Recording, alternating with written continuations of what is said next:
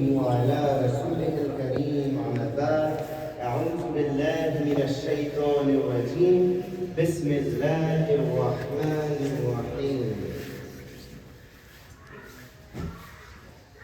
قال الله تعالى in Surah Al-Isra, the first verses, سبحان الذي أسرى بعبده ليلا من المسجد الحرام مسجد الحرام إلى المسجد الأقصى. Now, Sadaqallah al-Azim. Now what does this verse mean in English? This means, glory be to the one who took his servant Muhammad sallallahu alaihi wasallam by night from the sacred mosque of Makkah to Masjid al-Aqsa, whose surrounding we have blessed, so that we may show him our signs. Indeed, he alone is all hearing and all seeing. Before I start my actual speech, I will give you guys some context. This is the month of Rajab. Rajab is the 7th month of the Islamic calendar and one of the 4 sacred months. The holy month of Rajab marks the beginning of the spiritual season of every believer, ending with the fasting of the month of Ramadan and Eid al-Fitr. The 3 holy months, Rajab, Shaban, and Ramadan, are unmatched in their importance. We shall all praise Allah subhanahu wa ta'ala and thank you for granting us another opportunity to cleanse ourselves of our sins.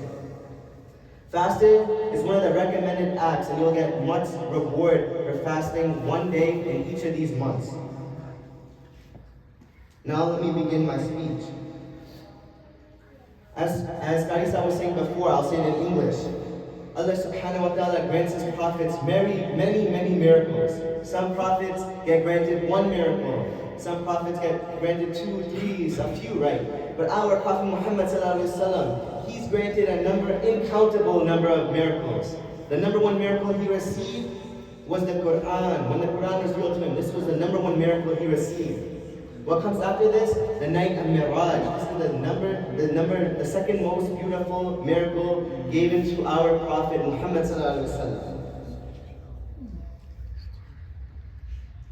Alright, now I'm going to give you more context of Al-Isra and Al-Miraj. Al-Isra and Miraj took place during a time where Prophet Muhammad sallallahu alaihi wasallam, he was facing intense hardship and pain. The Quraysh, which was his own family and tribe where he lived, they did not listen to his sayings. They did not accept Islam. The Prophet Muhammad sallallahu alaihi wasallam faced a year of sorrow. In Arabic, this is called Am al-Huzn, during which he lost his beloved wife Khadija radhiyallahu anha and his uncle Abu Talib. In addition to this, he traveled to a place called Ta'if. He spread the Islamic message even more. And the people of Ta'if, they did the most unbelievable thing. They sent their kids to their street and they threw rocks at our Prophet Muhammad sallallahu alaihi wasallam. Having gone through so much grief and so much suffering, Allah subhanahu wa ta'ala gave our Prophet Muhammad sallallahu alaihi wasallam a truly beautiful and comforting gift. He was brought not only to the sacred sanctuary through the skies, but ultimately to the divine presence, all the way to the 7th sky of heaven. One of the most important lessons of Al-Isra wal-Miraj is that with every hardship will be ease. This is in the Quran, chapter 94, verse 5. The Prophet Muhammad sallallahu alaihi wasallam was sleeping in the house of Hani radhiyallahu anha in Makkah. And he narrated that the roof of the house opened and angel Jibreel alayhi salam descended. Where he brought Prophet Muhammad sallallahu alaihi wasallam to Hijr, which is a semicircular wall of Hajj, of the Kaaba, When the Prophet Muhammad sallallahu alaihi wasallam said, Jibreel, open my chest and cleanse it with Zamzam water and fill me with wisdom. Then he continued, I was brought upon a beast which is called al-Buraq. This beast was a little bigger than a donkey and smaller than a mule. And its stride was beautiful. Allah subhanahu wa ta'ala gave us the gift of sight. As far as you can see from here, if the roof was open, if I could see, that's how long each step of this beast was. It was beyond speed. You cannot describe the speed of this beast. Now, throughout this journey, there was many points the Prophet Muhammad sallallahu alaihi wasallam stopped and prayed. The first stop was the place of immigration, also known as Medina. After he prayed in Medina, later on, after this night was over, he would go with Ansar and migrate to Medina. And then the second stop was Mount Sinai, where Allah subhanahu wa ta'ala revealed the Torah to Prophet Musa alayhi salam. The third stop was at Bethlehem, where Prophet Isa alayhi salam was born. Now the fourth stop was the grave of Prophet Prophet Musa alayhi salam. And many people say, they're like, what happens to the prophets when they die? Well, in this hadith, in Sahih Bukhari, it said that when Prophet Muhammad was on his night journey, right? And he passed by the grave of Prophet Musa alayhi salam. He saw Prophet Musa alayhi salam praying in his grave, showing that their souls are still praying. Finally, the messenger of Allah subhanahu wa ta'ala arrived at the holy city of Al-Quds in Jerusalem, Masjid al-Aqsa, right? Or Bab al-Maqdis. Here, Angel Jibreel pointed at a rock with his finger, and he cracked the rock and he mounted al-Buraq to it. In this masjid, right, the Prophet Muhammad was brought to the front of the masjid, and in front of all 124,000 prophets, he led 2 rakat prayer. After this event, Prophet Muhammad said, someone is here. And who that person was Malik alayhi salam, the keeper of hell. And he said, everyone convey your salam to him. Before our Prophet could even convey his salam to him, the keeper of hell was already portraying his salam to our Prophet Muhammad sallallahu alaihi wasallam. Then, he was also shown prophets. He was shown Prophet Musa. He was described as a thin man.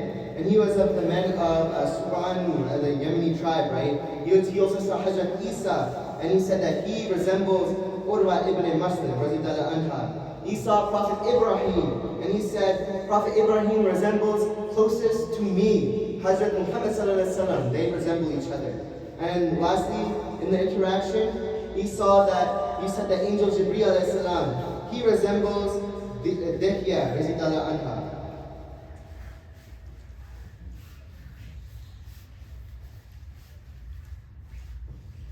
Then, after this, Jibreel brought Prophet Muhammad two things. He brought him a glass of wine and he brought him a glass of milk. And he said, choose one. Prophet Muhammad chose the milk, right? And Angel Jibreel said, he said, you have chosen the natural state, which is known as fitra. Now they're at this noble rock, right? It's called the Rock Masjid, right? And Al-Haram Al-Sharif. Now, this is the first part. This is just the context. Now we're going to go into Miraj, where he ascended into the skies in a matter of seconds at the night. The Prophet Muhammad left this rock, left this rock masjid, right? And then he saw something, a ladder. He saw a ladder, right? And this is from the hadith. In the ladder, he saw the spirits of the children of Adam, alayhi salam, the first prophet in this world, right? He said he never saw a more beautiful object. And an alternate still, one stair was gold, and it was silver, gold, and silver, and it had pearls. And it was surrounded by angels. And then the ladder was also very fine. It was very fine. And this is the same ladder we see when death is approaching someone. This is the same ladder we will see. And he saw this ladder, and it ascended all the way up to the heavens. Now, he ascended to the first sky. So, Prophet Muhammad he went an Angel Jibreel. He went to the first sky, and he met his brothers.